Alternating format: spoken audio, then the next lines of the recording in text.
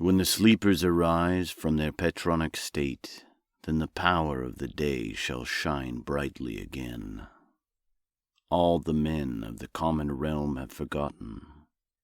The day is long, the dust is dry, but the day has lost his power. Tempest awoke from sleep, well unaware of the time he'd been. The shroud of light which cocooned him had faded, and he was once again visible to those drifting in the common, river-like flow of time. He surveyed the area about him and found that the place he'd taken rest in, then an out-of-the-way wood, had remained apparently more or less untampered with. About him were tall oaks, patchy with gold and brown leaves clinging to the skeletal spires which pricked at the sky. Like waking from the nightly sleep of mortals, a drowsiness lulled itself upon him. A fierce sluggish haze looming about his pate and drawing him, that he yearned for greater rest. But no, it had been too long, or had it? Grasping at his bearings, he strove to connect with the era. How had time elapsed? How aged seemed the earth beneath him. He had no device to discern the progress of the celestial bodies. Only if he could perceive the breadth of the universe as a whole could he really know what the season was. Had he awoken at a time of harvest? What work was to be done? For such a great span the earth had been desolate. There was naught for him to do, and so he slept.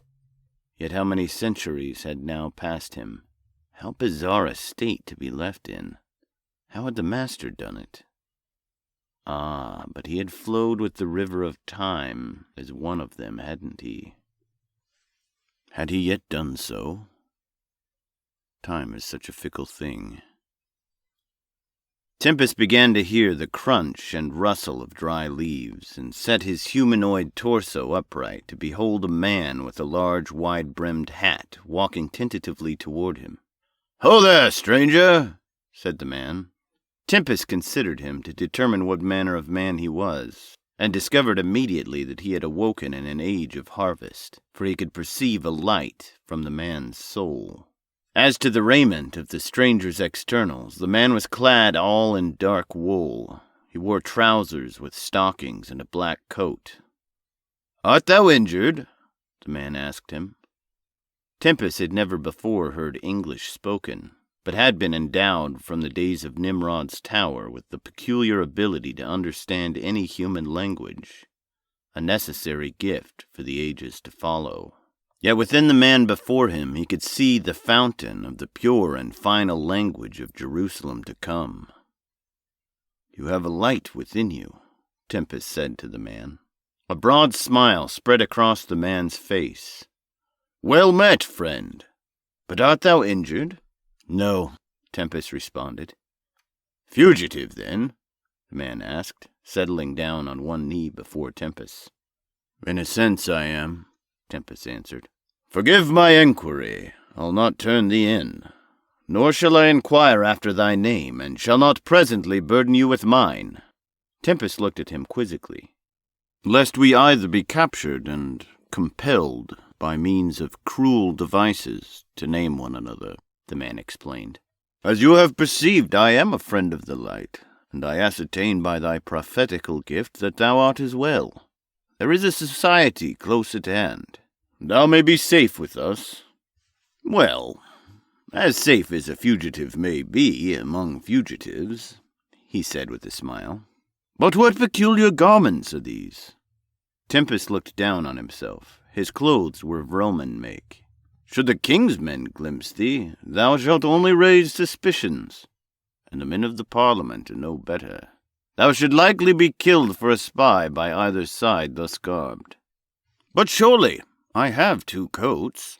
The man then immediately began to unbutton his coat, exposing a simple white cotton tunic beneath it. "Put this on," he said, thrusting it toward Tempest. Tempest rose to his feet, by which motion the man perceived that he also wore no shoes. Immediately he sat to the ground and unbuckled his own shoes, protesting to Tempest. neither hast thou shoes, but it is autumn. Thou must also take these. I don't have need of shoes, Tempest said, though the man ignored him. Is it not written, Let him who has 2 coats give unto him that hath none?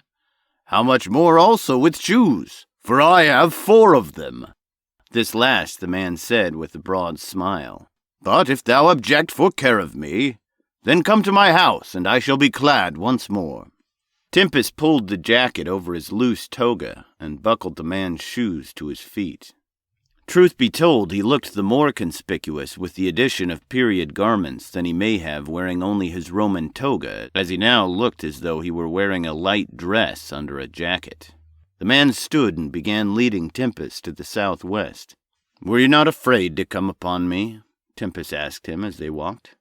The man laughed. Well, it is not our usual custom to greet any man by the way. Yet, when a friend is in need, surely charity ought guide us. And if I had been a robber setting an ambush, Tempest probed. Ha! The man said. Then would I likely have been robbed of my coat and shoes. I surely thank the Lord. Had that happened, I might then stub my toe on some stone or tree root and hurt it terribly. Tempest couldn't help but laugh. No, that is so much the more common in these days. To be true, I did haply think you were, he said more seriously. But should we not risk harm to ourselves for charity, even as the light of our time grows ever dimmer?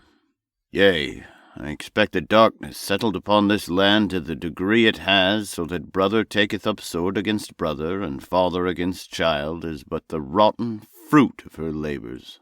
For the soil is filled with the blood of the righteous. And so, if a few drops of mine are spilled in service to the light, then shall I stand beneath the altar and receive my linen clean and white. Besides, he turned to Tempest with a wry smile, it is said that some have entertained angels unawares.